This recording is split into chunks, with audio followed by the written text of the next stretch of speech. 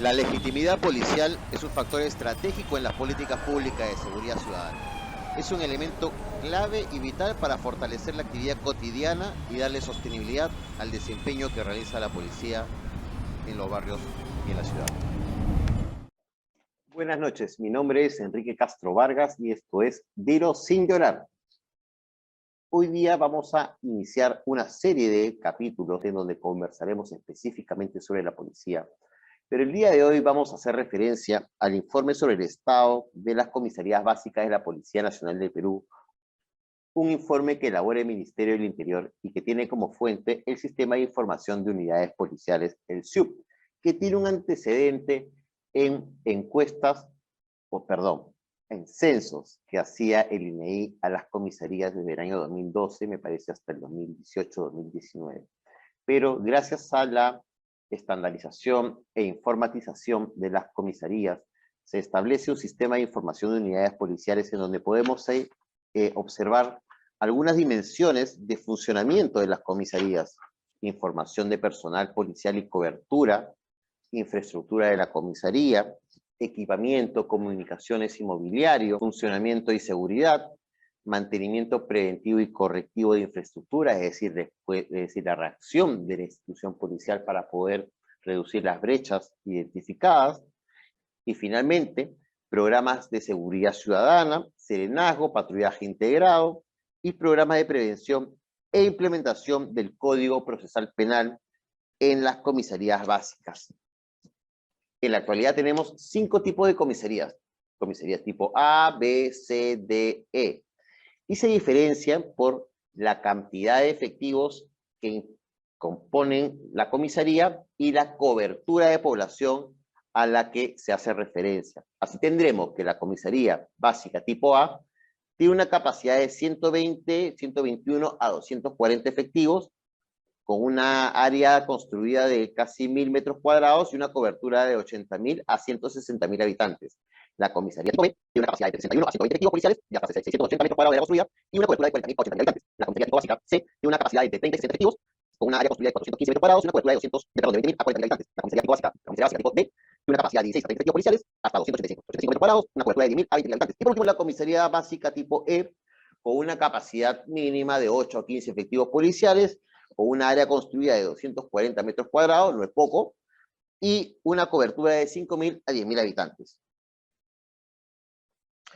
En el Perú, la mayor cantidad de comisarías que tenemos son comisarías tipo E, es decir, comisarías con una capacidad mínima de 8 a 15 efectivos policiales, con un área construida de 245 metros cuadrados y una cobertura de 5.000 a 10.000 habitantes. En segundo lugar estarían las comisarías tipo A. La primera región con mayor cantidad de comisarías tipo A es la región de Lima, seguida por la región de Arequipa. Y es importante constatar que en Lima provincias y el Callao no existen comisarías tipo D y tipo E. Es decir, las comisarías tipo D y tipo D son comisarías principalmente rurales. O semirurales, ¿no? Y que tienen que ver con un problema importante en el país en la actualidad, que es el crimen organizado y no el delito de abigeato que románticamente o pastorilmente se sigue relacionando a los delitos rurales. En términos de energía eléctrica, la región de Loreto es la región que más comisarías sin energía eléctrica mediante red pública tiene. Le siguen las regiones de Ucayali, Callao, Lambayeque y La Libertad. Un elemento a considerar, sobre todo en la zona oriental de nuestro país, es el poder contar con energía fotovoltaica. El sistema de información de unidades policiales, entregándonos información específica respecto de 6 dimensiones particulares, nos permite contar con información que pueda utilizar el gobierno central o los subniveles de gobierno para reducir las brechas existentes en materia de infraestructura o de logística de determinadas dependencias policiales. Ya está así, ya está así. Ya está así, este es tu Pachama, mira, ya está así, ya está así, ya está así, este es tu Pachama. Este es tu Pachama.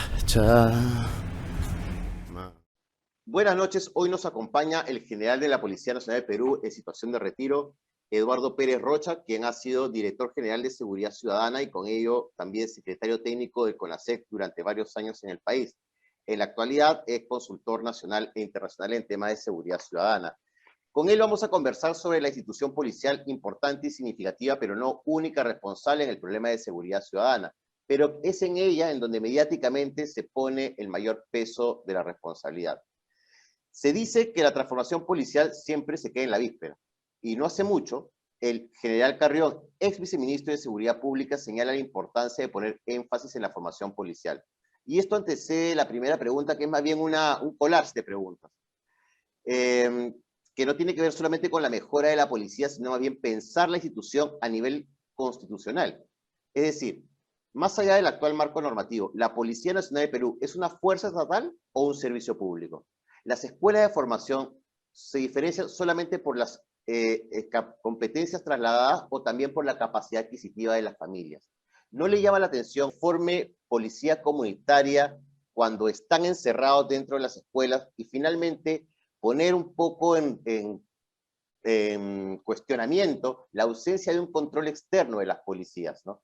Estos son algunas preguntas sueltas como para entrar a esta conversación general. Mira, qué interesante tu pregunta. Se supone que de acuerdo a la Constitución, el artículo 166 señala la función de la Policía Nacional. La Policía Nacional está para ver por el orden interno, primero, que es a nivel nacional, por el orden público, donde está inmerso la seguridad ciudadana, y velar por todo lo que es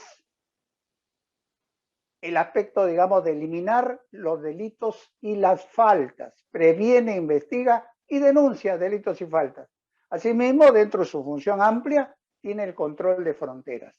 Si nosotros, a lo que tú me preguntas, ¿qué es la policía? ¿Es un servicio público?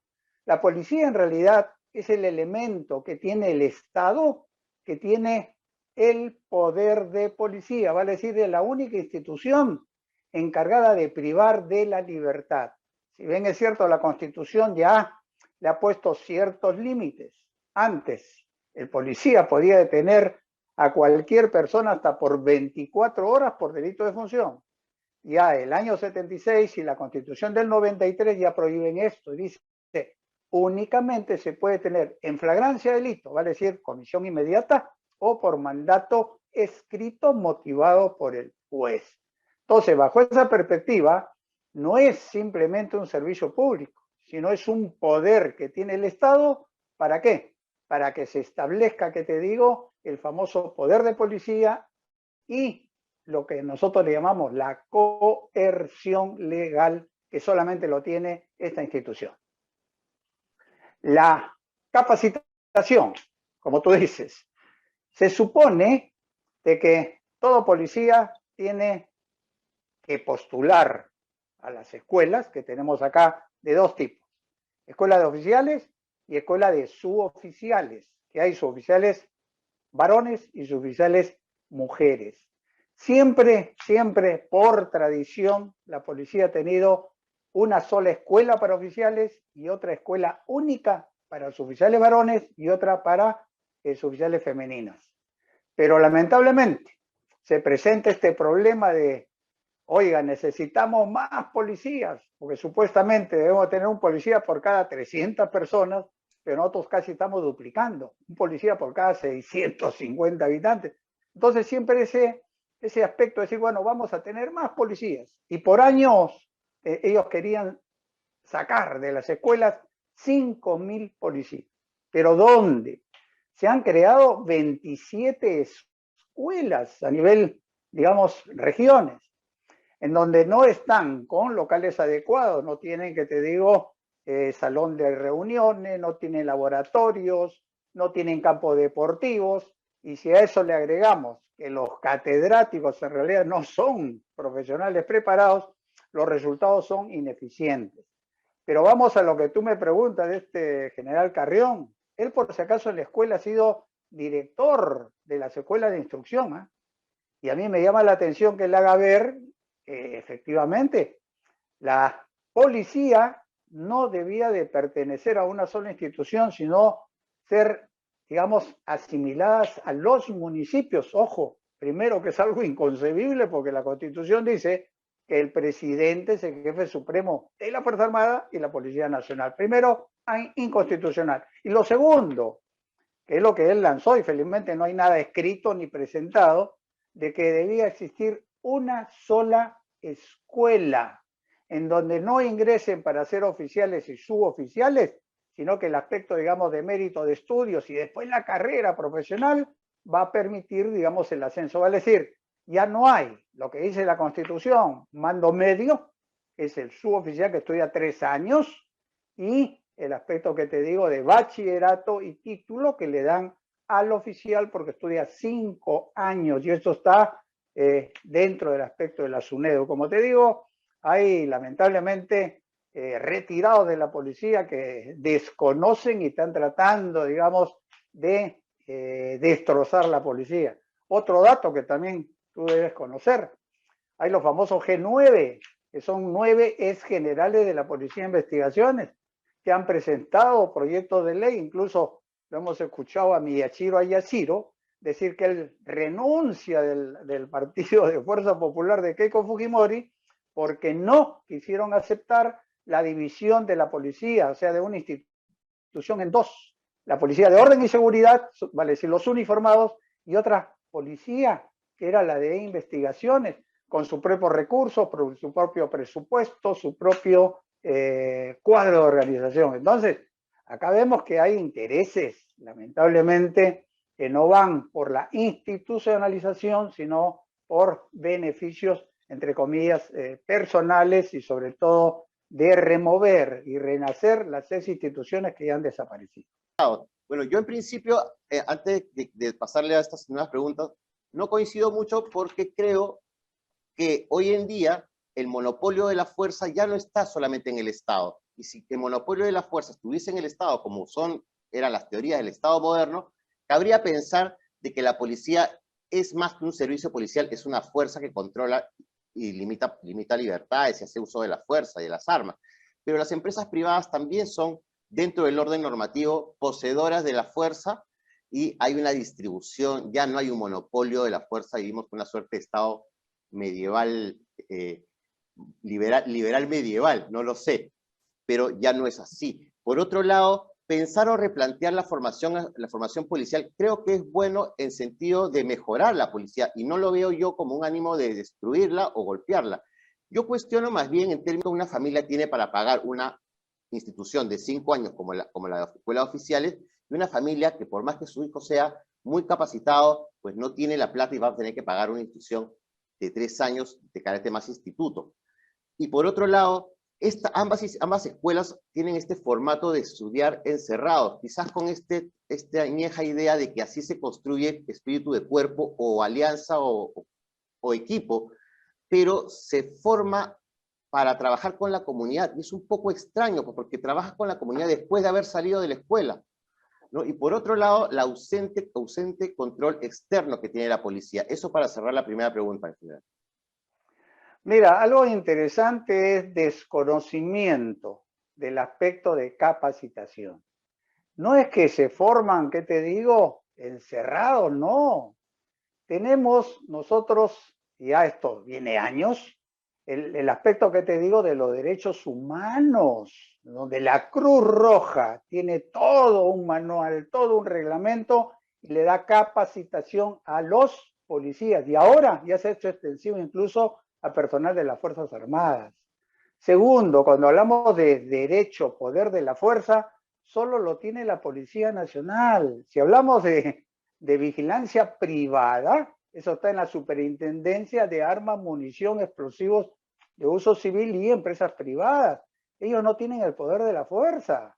Segundo, tienen reglamentos cómo poder, digamos, hacer uso del arma de fuego dentro del interior de los establecimientos que ellos están, ¿qué te digo?, prestando seguridad. O sea, no podemos comparar, ¿qué te digo?, a empresa de vigilancia privada con una empresa, institución del Estado y que pertenece del Estado. Segundo, la Constitución le está dando no derechos como todos los ciudadanos, Los policías y las Fuerzas Armadas no pueden ser deliberantes. La policía y miembros de la Fuerza Armada no pueden pertenecer a partidos políticos y están en actividad tampoco postular para, ¿qué te digo?, cargos públicos por votación. Los policías no pueden formar sindicatos ni tampoco declararse en huelga. Por eso, si comenzamos a ver el aspecto de un civil con todos sus derechos y un policía y militar, porque todos están dentro de la Constitución, no es que están permanentemente acuartelados y de ahí salen a prestar servicio a la ciudad, no. Los oficiales, el 5.º año, ojo, el 5.º año lo hacen ya en prácticas en las dependencias policiales. Y los suboficiales que estudian de mando medio 3 años, el 3.er año también tiene que ser en los locales. ¿Qué es lo que sucede? Pero es como un CECIGRA, pues, pero es como un CECIGRA para los estudiantes eso no nos genera un mayor contacto, pero usted está tocando contacto con el objeto de trabajo que vamos a tener al final, pero usted está tocando algunos temas importantes. Los civiles y los oficiales o los uniformados no son tan iguales en derechos, ni tampoco en privilegios. Las pensiones que tienen los uniformados, tanto la policía como los militares, mantienen una suerte de cédula viva distinta que en el mundo civil. Uno entiende que es por el riesgo de servicio. No, falso. En otros casos, las pensiones, cuando se trabaja en materia de seguridad ciudadana, pueden aguantarse y recibir una suerte de dos remuneraciones a la vez. Si es que soy policía, pero pensionado, y trabajo en una gerencia de seguridad ciudadana, puedo tener resuelto. Y se entiende porque a lo largo del trabajo han tenido un nivel de riesgo, pero son ciertos privilegios que ese orden normativo que usted está describiendo también le entrega, ¿o no es así? No es así. Yo te doy y te reto a que preguntes el aspecto de pensiones del Ministerio Público, del Poder Judicial, las remuneraciones mientras estén prestando servicios. Por si acaso, el Poder Judicial y Ministerio Público están similares a los sueldos de ministros, vale decir, tope 40.000 soles. Y cuando pasan a retiro, cuando pasan a retiro, también reciben esa remuneración de acuerdo a los años de servicio. Entonces, ¿y la policía también? Hay no, la policía no. La policía tiene dos cosas interesantes que bueno que analices. La remuneración unificada y la que los que están en servicio. Hoy día, hablemos de generales. Un general que esté en servicio tanto de la Fuerza Armada y la Policía Nacional puede llegar a 13.000 soles mensuales. Pero cuando pasa a retiro, le dan solamente la reunificada, que si no tiene ningún tipo de descuento son 8.500 soles. ¿Tú te imaginas 40 años de servicio, tener una profesión, tener un bachillerato, un título y otros de repente para recibir esa remuneración, como te digo, y permanentemente la exposición de la vida? Estamos viendo este último caso simple de la pandemia. Son 8.000 policías muertos. Ponémonos en comparación. Sin contar sus familiares. Solamente hablamos de policías. Pongamos en comparación a los de primera línea, que son médicos, enfermeros. Oye, no han tenido esa cantidad. Sí, o en otros países no han tenido el nivel de muertos en policía que hemos tenido aquí en Perú. Así y eso sí ha sido brutal.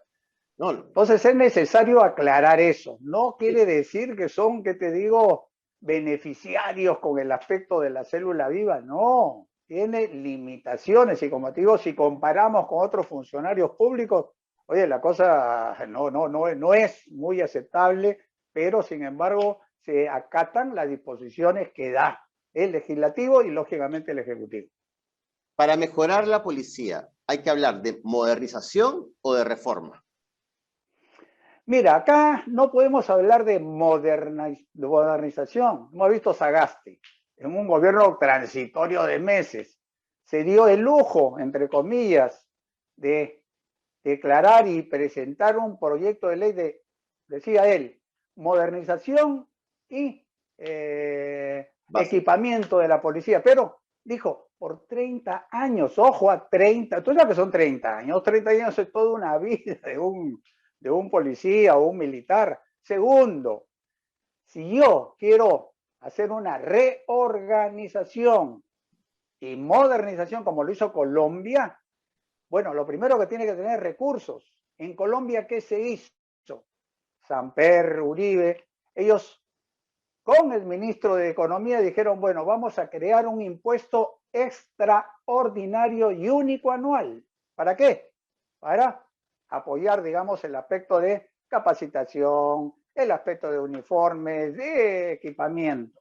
Y eso, si bien es cierto, una vez al año, eso se ha ido renovando. Vale decir, todos los años por única vez, ¿a quiénes?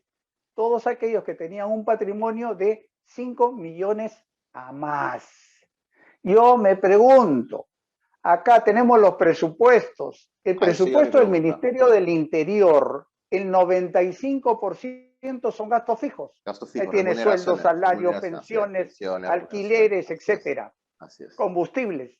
Y solamente el 5% para desarrollo. Con eso no se puede hacer nada. Te doy un ejemplo. El contralor Nelson Chac en agosto del año pasado dio a conocer a la ciudadanía que los vehículos que adquirió Humala, que eran los Hyundai Santa Fe y los famosos Saint John's, que los recibió Pedro Pablo Kuczynski con Basombrío, el 50% estaba inoperativo e irrecuperable. Abelino Guillén, hemos visto en su corto tiempo que estuvo de ministro, se dio cuenta de que todos esos vehículos estaban, ¿qué te digo?, en las puertas de la dependencia policial, sucios, etcétera. Consiguió un local en Arubín y trasladó ahí todos estos vehículos. 50% en agosto, ojo. Segundo, se recurrió al famoso rating, recordarás tú. Sí, pero alquilaron vehículos el año 2020, ojo, en octubre. Bueno. Este octubre de este año, 2022, se culmina, vale decir, en octubre no vamos a tener vehículos policiales para hacer el patrullaje y ahí que darle un campanazo al gobierno. Se acaba el contrato. No, ya. Acabó el contrato, ya no hay, porque eso costó. Se renueva, se puede hacer una adenda, pero se puede hacer una adenda y renovarlo. $41 millones que lo tuvo Ibárcena. Sí, y nosotros como policía al tema justo del presupuesto general. A eso voy. Si nosotros hubiéramos comprado, utilizamos 9 millones. Ya, está bien, pero en el tema del presupuesto... Un recurso irregular, pues. Sí, en el tema del presupuesto, justamente los presupuestos tienen unos manejos que hay que ser más rigurosos. Por eso me parece que es necesario ahondar en el control externo, o en la fiscalización externa, o en la supervisión externa de las instituciones, sobre todo en el ámbito del presupuesto. En Colombia, como usted señala, hubo una reforma que incluso se inicia a fines de los 90, ¿no? Con mucho presupuesto. Rosso Serrano.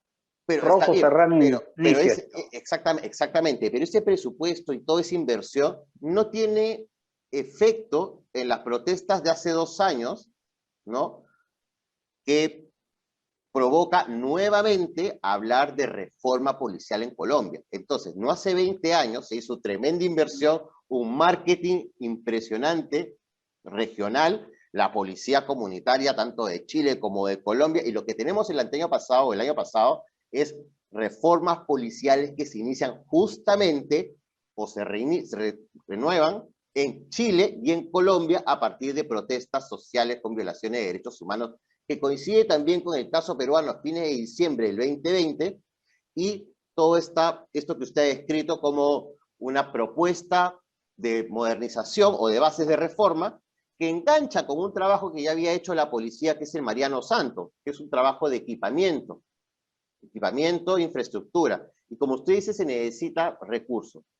Y en ese entonces se hablaba, y se repitió varias veces desde el viceministerio, que hay un presupuesto del BID asociado a estas mejoras, lo cual no es del todo cierto, porque el presupuesto es un convenio que tiene determinado ya las comisarías para poder hacer mejoras.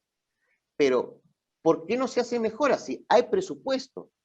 Por otro lado, los fondos especiales de seguridad ciudadana también se pueden redirigir a eso.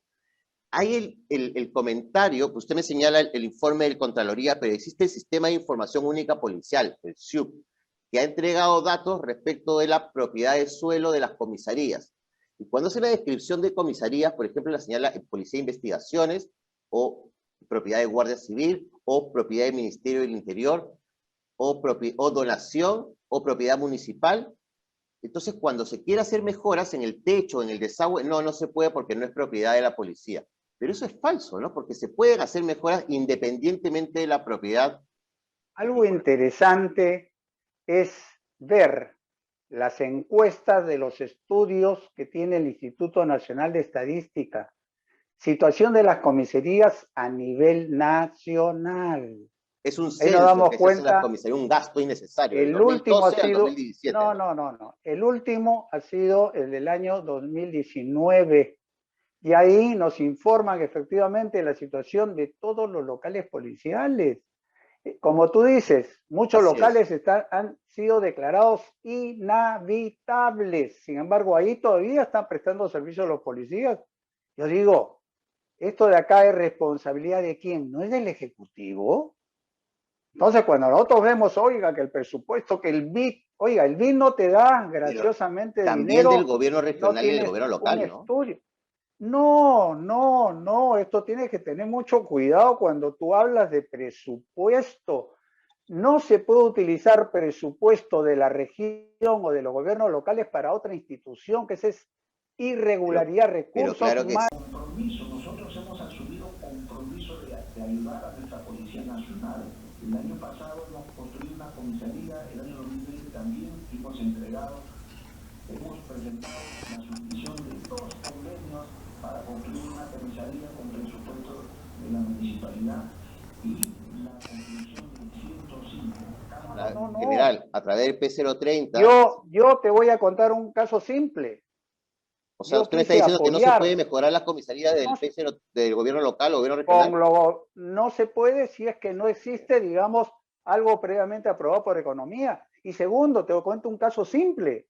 Yo, director general de la policía, quise apoyar a Comas, que no tenía, ¿qué te digo?, serenazgo. Y dije, bueno, acá hay un dinero que puedo utilizar yo para el apoyo a la seguridad. Y le doné unas alarmas, ¿qué te digo?, a distancia con un solo toque que iba a ser, ¿qué te digo?, redistribuido con los propietarios. Oiga, vino Contraloría y me dijo, señor, usted no puede adquirir con presupuesto de su institución para otro organismo del Estado como es el municipio. Y tuve yo, salvo el caso que tú presentes un proyecto de seguridad ciudadana para que te lo apruebe economía y una comisión. O sea, a través no del es tan FES, dice usted. simple. Claro que sí, pero como te digo, tú comienzas a ver al año, ¿cuántos de esos proyectos se ejecutan? Oiga, si te pongo la mano, 10 son muchos. Así es. No, sí, el tema de los proyectos FES es un capítulo aparte. Pero mencionaba usted este proceso que, claro, se lanza el año pasado de reforma o modernización de la policía, o 2 años que han pasado. ¿Usted tiene alguna información respecto de si se ha avanzado? Nada, no hay nada porque, como dicen, yo tengo que tener algo planificado y con metas a cumplir. Y eso no existe, lamentablemente queda en una opinión que se lanza en un momento determinado para aplacar, ¿qué te digo?, el desempeño casualmente de la disminución de la delincuencia, que ahora, como hemos visto, ya nos ha desbordado, ¿eh? Ojo, ni en Colombia ni en Chile, a pesar de estas grandes transformaciones policiales, logra descender la victimización en términos significativos. La que se desciende en homicidio en Colombia, en Bogotá y en Cali, están asociados a temas muy particulares con los cárteles. No tiene como una responsabilidad la reforma policial, tampoco en Chile. La policía, con esto voy a una tercera pregunta, la policía no es el único responsable en seguridad ciudadana. Sin embargo, los medios de comunicación sistemáticamente llevan el problema y la solución a la policía y el aumento de penas y el armar a los serenazgos y el sacar a los militares. Y son los medios de comunicación quienes instalan eso. Desde el año 2003 existe el SINASEC, se ha gastado saliva señalando la multisectorialidad, pero se sigue focalizando y asumiendo exclusiva, casi única responsable a la policía y a los sistemas de justicia, ¿no? Y hablando de estas 3 únicas patas de seguridad ciudadana, que está bastante desfasado ya, ¿no? Porque si uno habla solo de policía, gobierno local y vecinos, ¿dónde queda el sistema de salud? ¿Dónde queda el servicio de mujer? ¿Dónde queda educación? ¿Dónde queda penitenciario? ¿No? Entonces, no es una mesa de tres patas, esto es multisectorialidad, pero con los medios no hemos podido. ¿Qué hay que hacer para que los medios se convenzan y puedan ampliar el espectro de análisis? Una cosa interesante, este año es año de elecciones. ¿A quiénes se va a elegir? A presidentes regionales y a las autoridades locales, tanto provinciales, que son 194 provincias, y 1.850 distritales. Cuando vamos a la Constitución, artículo 197, ¿qué nos indica? Que la seguridad ciudadana le corresponde a los gobiernos locales en coordinación con la policía y sociedad organizada. Vamos a la Ley Orgánica de Municipalidades, artículo 85, dice, es facultad exclusiva de los gobiernos provinciales, dice, establecer un sistema de seguridad ciudadana juntamente con la policía y sociedad organizada. Y asimismo, con los distritales, el Serenazgo Sin Fronteras. Pregunta simple. ¿Qué alcalde, cuando tú le preguntas, señor, ¿qué está haciendo por la seguridad ciudadana? Se sacude y dice, no, la seguridad ciudadana le corresponde a la policía. Tenemos acá al alcalde de Lima, que ha sido alcalde de Miraflores. Entonces, no conocen los dispositivos legales y no están trabajando como debe ser. Y lo último, tenemos nosotros la ley del Sistema Nacional de Seguridad Ciudadana y su reglamento actual, que se ha modificado el artículo 69. Ahí indica que el patrullaje debe corresponderle al comisario como operativo. Y dice, el famoso patrullaje integrado. ¿Qué es patrullaje integrado? Señor, los jefes de seguridad ciudadana distritales deben de reunirse con el comisario, ponerle a disposición su personal, sus medios, tanto radiales, las cámaras, etcétera, y hacer un trabajo conjunto, de tal manera que el ciudadano sepa, señor, en su domicilio va a estar patrullando cada 2 horas esta relación de personal policial y serenazgo, y estos son sus celulares para que usted los llame. Y ahí se acabó el problema que está pasando ahora. El serenazgo nombra su servicio independiente y la policía por otro lado primero, y segundo, cuando le preguntas, oiga, ¿y usted por qué no persiguió al delincuente? Y dice, no, es que yo no tengo armas, estoy sujeto a que me puedan privar de la vida. Oiga, trabajen juntos. ¿Yo con qué empezaría? Con los motociclistas. Un motociclista de serenazgo que tiene radio, tiene cámara de video, y el policista policial que tiene el poder y autoridad con arma de fuego. Yo digo, ¿por qué no exigimos a los ciudadanos, y ojalá le doy este reto, para que se comunique a todos los que vamos a participar en las elecciones, qué le debemos de pedir a los que están postulando los municipios? Así es. Eso sería súper interesante, tener una campaña de pedidos puntuales a los gobernantes locales y regionales. Pero para ello necesitamos un ciudadano informado, una ciudadana informada. Los ciudadanos creo que no saben que los gobiernos locales reciben plata para hacer el patrullaje integrado. O sea, se le paga al gobierno local para que haga patrullaje integrado, ¿no? Y es un patrullaje integrado que sigue estando añejo en el tener un policía y un sereno dentro de un vehículo, cuando hoy día con la capacidad de vehículos y motocicletas podemos coberturar más y no tenerlos como siameses, ¿no? Tenerlos mayor extendidos en el territorio.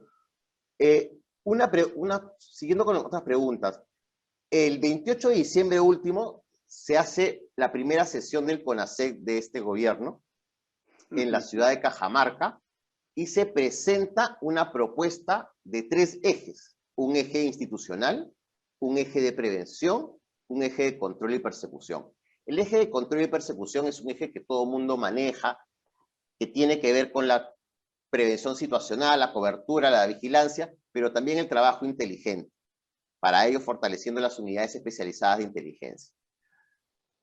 Por otro lado, en el eje de prevención estaba mirar vecindario seguro, mirar barrio seguro, reevaluarlos y optimizarlos en lugares que corresponden. Y trasladarlos como un paquete de estrategia a gobiernos regionales y locales para que ellos mismos puedan desarrollar. Y el eje institucional es el eje más potente, porque ahí lo que tenía que haber es encontrar los nudos críticos normativos y modificarlos. No el levantamiento de penas, no, sino la utilización, por ejemplo, de un celular sin necesidad de tener que pedirle, o sea, la utilización, apertura del celular, sin necesidad de tener que pedirle permiso a la operadora de servicio que demora como 2 días en el trabajo operativo de la policía. O la ubicación geolocalizada a partir del INEI, a partir de la antena con las operadoras telefónicas, sin necesidad de esperar 24 horas, porque ya se te escapó el extorsionador o el secuestrador o lo que fuese. O regular mercados que son generadores de delitos y violencias. Estamos hablando de tráfico de drogas, mercado de trabajadoras sexuales, deforestación, minería ilegal, que tiene serios vacíos, tráfico de tierras, propiedades, que tiene vacíos que aumentan los delitos y violencias. Esta propuesta tenía estos 3 ejes. Se presentó y, bueno, no.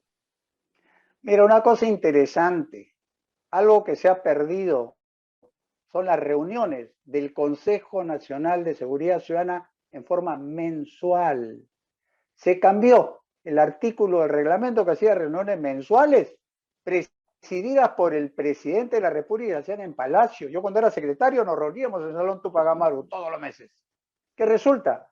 Ahora solamente se ha limitado a 4 veces al año, ojo, y el dispositivo dice, y 2 de las cuales serán descentralizadas, como tú dices, la que ha habido ahora último. Entonces, cuando se lanzan esos ejes son ejecutables, solamente queda en teoría. ¿Qué cosa es barrio seguro? Barrio seguro, por si acaso, es copiado de Colombia. Pero barrio seguro es multisectorial y como tú dices, ahí está salud, educación, está, ¿qué te digo?, Ministerio Público, está Ministerio de la Mujer y está la policía. Y son designados para que estén dentro, por eso se llama barrio seguro, dentro de una jurisdicción pequeña. Actualmente, ¿tenemos eso? No. En algunos casos hay policía que se ha designado a tiempo completo y que va, ¿qué te digo?, por horas a ver esto, pero como te digo, ¿es practicable, ejecutable y cumple? No. Lo segundo, el aspecto que te digo de la información de inteligencia. Acá no solamente información de inteligencia, sino información del mismo gobierno local, que también tiene estadísticas de dónde se presentan los problemas de ilícitos y dónde están los lugares de receptación, lugares de consumo de droga, trata de personas, prostitución, eso se conoce. Así es. Y lo último, ¿qué cosas se está haciendo? Estamos en estado de emergencia, mira, hasta mediados de marzo. Sin embargo, tú ves vehículos militares. Y hay que ver ver personal militar que está colaborando en lo que es Lima, 41 distritos más. Y tendríamos que verlo. No. Pero general, tendríamos que ver a Lima rodeada de militares en la mañana, como si estuviéramos en tiempo de guerra. No te digo rodeados en los lugares, digamos, conflictivos. Por ejemplo, San Martín de Porres, San Juan del Urigancho.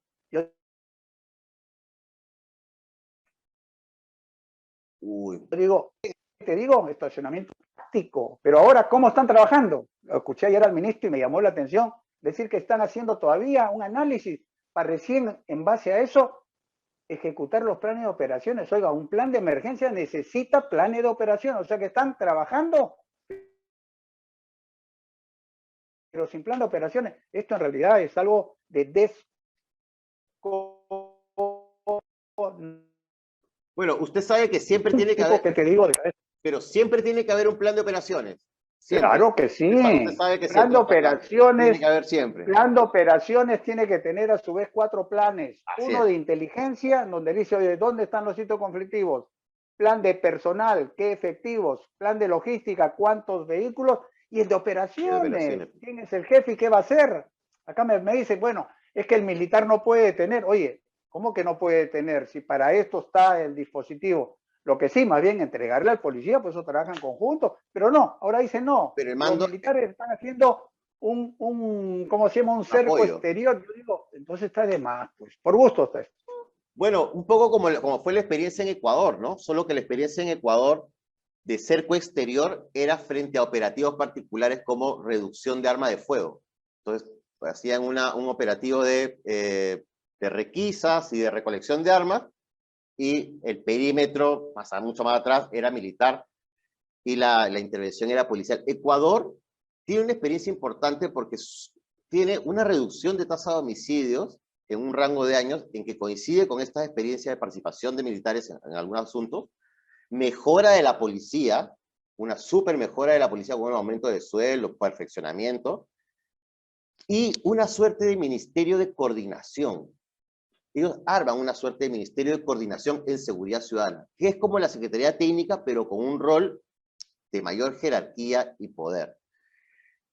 Estamos en una situación de estado de emergencia. No, al personal militar solamente se le prepara para matar al enemigo. No es así, pues ya estamos en otro tipo de conflicto. Ya no es el aspecto de cuerpo a cuerpo, que agarra la bayoneta y de repente le metes un bayonetazo en el estómago. No, ya es otra fuerza armada. Nunca tanto, ¿no? Nunca tan Polonia con Alemania. Es que pensamos así todavía. Pero este estado de emergencia tiene a gobiernos locales priorizados, pero son gobiernos locales que han tenido una baja asignación presupuestaria en materia de seguridad ciudadana. Son gobiernos locales que además de haber asignado poco, han gastado poco en materia de seguridad ciudadana. Así es. Entonces, ¿cuál debe ser la participación de estos gobiernos locales? Es que la Policía Nacional se dedique a la labor de disminución de delitos y faltas a tiempo completo. Pero lamentablemente, Pérez Guadalupe, antes de salir el 2015, dio un dispositivo y dijo a partir del 1 de enero del 2016 a dedicación exclusiva, ya no hay el policía que se alquile y trabaje en su día libre. ¿Pero qué hizo Basombrío? Basombrío el 2016 asume el Ministerio del Interior y en la ley de la policía establece el trabajo remunerado en apoyo no solamente a las empresas privadas, sino públicas. Te comento algo simple y todos lo hemos visto en este carro. Tú recuerdas el caso de este muchacho que en estado de emergencia, después de las 23 horas, pide un delivery, llega a su casa, él baja, lo insulta al sereno y hay un policía y le pregunta al gerente de seguridad ciudadana, oye, ¿por qué si están en Miraflores, ese policía dice comisaría de La Punta? Y el jefe de seguridad ciudadana dice, no, lo que pasa es que como tenemos que contratar y pagarle, ese es uno que voluntariamente ha venido a ofrecerse y es de la comisaría de La Punta. Oiga, eso hay que eliminarlo. Y el policía, que te digo, no tenga el municipio que pagarle. Hay unas debilidades institucionales que también ocurren en la policía y no podemos negarlas. Me refiero a la corrupción de pronto y al desempeño transgresor, ¿no? Que puede ser pequeño en carácter de la mordida, puede ser institucional, mediano y grande, puede ser en la práctica de favores, o incluso en la intromisión y participación del delito común o las bandas o el crimen organizado. ¿Cómo mejorar la fiscalización dentro de la policía? ¿Cómo mejorar el control externo? Lo que ha sucedido es que lamentablemente, desde el año 2001, que entró Fernando Rospigliosi, Gino Costa, Basombrío al Ministerio del Interior, destrozaron una de las cosas que era la fortaleza de la policía, que es la disciplina. Se crearon los famosos tribunales administrativos disciplinarios, que son civiles, que dependen del Ministerio del Interior, de tal forma de que la policía no puede investigar a generales, ojo, que han cometido faltas graves y muy graves, encima de delitos. Recordemos este caso que nos ha llamado la atención hace 2 días, que en Trujillo han intervenido a el ex general de Trujillo, más lo que hicieron las compras para todo lo que era para la pandemia, que eso fue del año 2020, vale decir, después de 2 años recién están interviniendo y he escuchado en la mañana que han dictado 18 meses de prisión preventiva para el general de ese entonces. La pregunta es simple. Oiga, si es un miembro de la policía que tiene que velar por el cumplimiento de que no se cometan faltas ni delitos, oye, debe ser inmediato y sumario el aspecto de que la institución, digamos, lo separe. Acá no. Esos generales, por si acaso, Lucas, que es el que ha sido intervenido y ahora 18 meses, a ese señor lo premiaron porque a fin de año lo invitaron por renovación de cuadros, se fue con todos sus beneficios y derechos. Yo digo, Esto hay que cambiar y darle nuevamente a Inspectoría el aspecto de que sea la que expulse a los malos elementos que van en contra de la institución. Pero mi general, los años 90, y usted me está diciendo que los cambios que se dan en el 2001 generan todo esto, pero todos los años 90 evidenciaron que teníamos muchos policías vinculados con ámbitos de corrupción, ¿no? Y lo que tenemos ahora, ¿no? Mira, te doy un caso simple. Yo trabajaba en ICA. En la época de los 90 no teníamos policías vinculados con corrupción y vinculados con malos comportamientos. Claro que sí. A un general que era el jefe departamental de ICA, por haber hecho mal uso del combustible de camionetas que debían ser destinadas a Ayacucho, a ese señor lo detuvieron, se hizo una investigación sumaria y fue puesto a disposición del Potao con privación de libertad efectiva. Esto no se ha vuelto a ejecutar hasta ahora. Vale decir, desde el año 2001 a la fecha en donde le quitan esa potestad a la policía, tenemos casos de policías, como digo, delincuentes, que no les pasa nada. Finalmente, general, más allá de una asamblea constituyente, más allá de un momento constituyente, la institución policial, el tema del orden, de la seguridad, debe repensarse en un plano social, político, de nuevo pacto social, para no hablar de asamblea constituyente ni de proceso constituyente. ¿Se debería repensar la institución policial o debería mantenerse como está y fortalecer solamente, como usted dice, mejorar presupuesto y algunas otras actividades? Lo que se necesita es restablecer el principio de autoridad que lamentablemente acá se ha perdido. A mí me da una lástima ver intervenciones policiales en donde salen los ciudadanos que defienden a la intervención del policía para arrestar a un delincuente y lo tiran al suelo, lo golpean, etcétera, y no pasa nada. Y nos damos el lujo de que la junta, ¿qué te digo?, de superiores en lo penal sacan una opinión plenaria y dice, bueno, debe haber uniformidad, de tal manera que el policía que es atacado físicamente tiene que tener no menos de 15 días, ojo, de atención médica o asistencia hospitalaria para que se considere delito. Oye, es algo inconcebible visto solamente acá en el Perú. ¿Y quiénes lo han hecho? Estos fiscales, que te digo, superiores, a los cuales, ojo, es bueno que se sepa, la policía, por el hecho que son fiscales superiores, le da seguridad con policías, permanentemente como si fueran congresistas. Esto, oye, es increíble. Una cosa última. Por favor, Chávez Cotrina es el fiscal que ve asuntos, que te digo, de corrupción y de alta gravedad. ¿Y él qué es lo que ha dicho? Con el anterior comandante general que estaba desactivando la DIVIAT, él dijo, lo que tenemos que hacer, y sería algo interesante, de que ese personal preparado de la DIVIAT pase adscrito al Ministerio Público. Oye, yo pienso que esa es solución, porque tienes personal capacitado, personal que conoce, personal que está interactuando con el Ministerio Público. Y yo, para mí, en lugar de dividir a la policía como anteriormente la policía de investigación, oye, a esos buenos, adscríbelos al Ministerio Público, y esos que ya el Ministerio Público lo va a capacitar, que sirva de instructores a los policías que tienen que ver investigación, tanto a nivel provincial, a nivel dirección de investigación criminal, que lamentablemente no tienen buena capacitación. Una más. Usted señalaba que Barrio Seguro no tenía muchos defectos, pero se hizo unas evaluaciones el 2018 y 2019 y mostraron resultados positivos, no en la reducción de la victimización, sí mostraron resultados positivos, no en la reducción de la victimización, porque en Colombia tampoco se redujo la victimización con Barrio Seguro, en Chile tampoco, en Newport, en Estados Unidos, en New Jersey tampoco.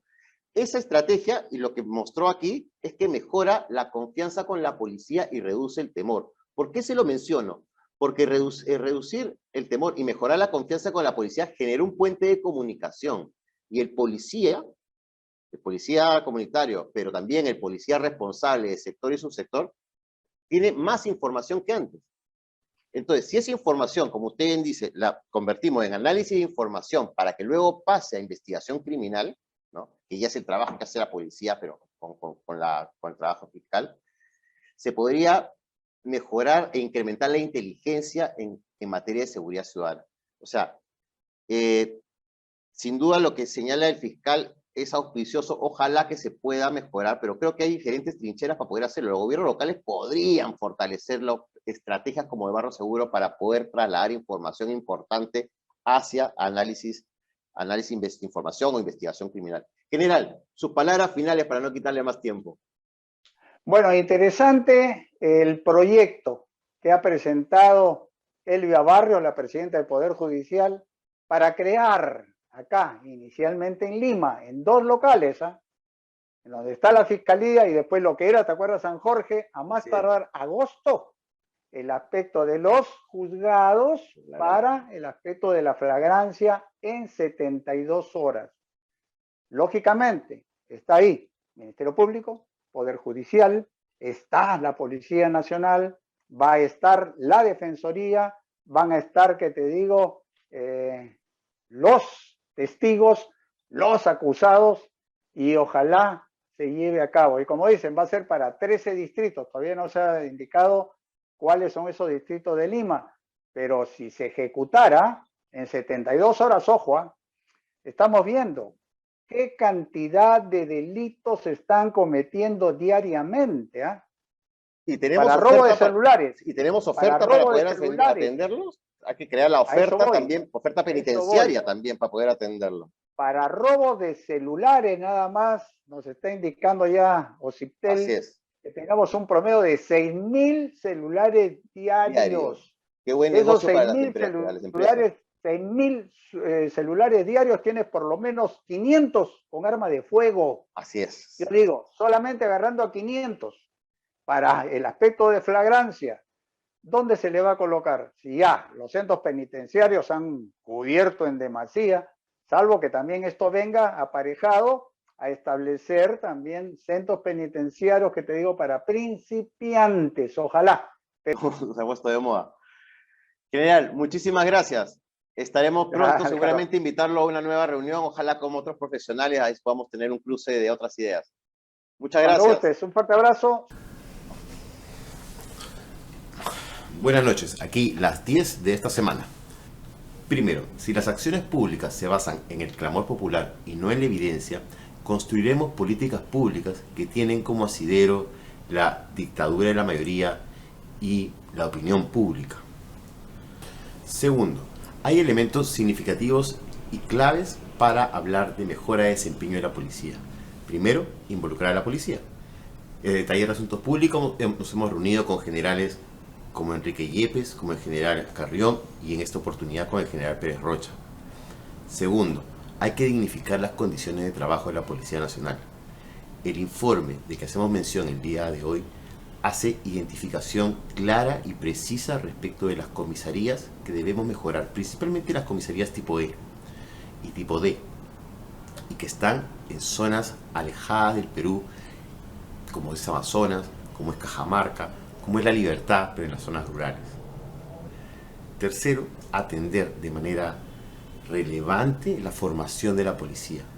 El espacio de ingreso y formación es un tiempo para poder identificar perfiles adecuados e inadecuados para la función policial o el servicio público policial. Además, la Policía Nacional es una institución tradicional, castrense, de formación castrense, y que conlleva a una arrastre también clasista, machista y parte del patriarcado. Hay que desmilitarizar la concepción policial y llevarla hacia un enfoque comunitario. Esto se contradice con tener una formación en claustros y con una salida recién al final del año de la carrera formativa o del proceso formativo. Tercero, los gobiernos locales y los gobiernos regionales pueden participar en la mejora de las condiciones en las que trabaja la policía. La empresa privada también lo puede hacer. La comunidad organizada también lo puede hacer. Necesitamos hacer un uso inteligente y adecuado de informes como las que elabora el SIUP, como las que se elabora a partir del SIUP, para hacer mejoras que ya están identificadas. Cuarto, en la actualidad, febrero del 2022, los gobiernos locales a nivel distrital y a nivel provincial pueden emitir ordenanzas que señalen la disponibilidad de sus serenazgos, incluso de sus fiscalizadores, para que estén bajo el mando de la Policía Nacional del Perú, bajo el mando del comisario de la circunscripción. También esa misma ordenanza en determinados territorios, digamos los más complejos como el Lima Norte por ejemplo, puede iniciar o generar un proceso de adaptación y coincidencia de sus zonas municipales con los sectores policiales, de manera tal que bajo el mando policial y la dotación no solo de policías sino de serenazgo y también de fiscalizadores bajo el mando policial, insisto, puedan abarcar y cubrir sector, subsector, cuadrante y zonas especiales. A nivel provincial se debe establecer una ordenanza que materialice el patrullaje sin fronteras, de la misma manera incorporando a las dotaciones de serenazgo bajo el mando de la Policía Nacional del Perú. Quinto, hay que darle mayor énfasis a la política criminal. El Consejo Nacional de Política Criminal incluye actores del ámbito público y privado que los que integra el CONASEC, Consejo Nacional de Seguridad Ciudadana. A diferencia de que en algunos casos participa la academia y en otros la empresa privada, ambos son relevantes para reducir las violencias, los delitos y la sensación de temor existente en nuestro país. Y eso es el Sistema Nacional de Seguridad Ciudadana. Ambos consejos no solamente deben articular planes de trabajo, sino incluso generar sesiones conjuntas de el CONASEC o CONAPOC, que sería en todo caso una sesión mixta del Sistema Nacional de Seguridad Ciudadana que debería fortalecerse. Estas sesiones mixtas o conjuntas debiesen también pensarse bajo el criterio de diferenciación, territorio y población. ¿Qué quiero decir? Un consejo regional o macro regional de la costa norte va a revertir características distintas de un consejo macro regional de la Sierra Sur y un consejo macro regional de la zona del oriente peruano. Sexto, se han planteado algunas medidas restrictivas en términos de portabilidad de armas y en términos de ocupación de vehículo motorizado. Respecto del primero, nos parece importantísimo y felicitamos una medida que restrinja la portabilidad de armas en nuestro país. Eso es necesario e imperioso.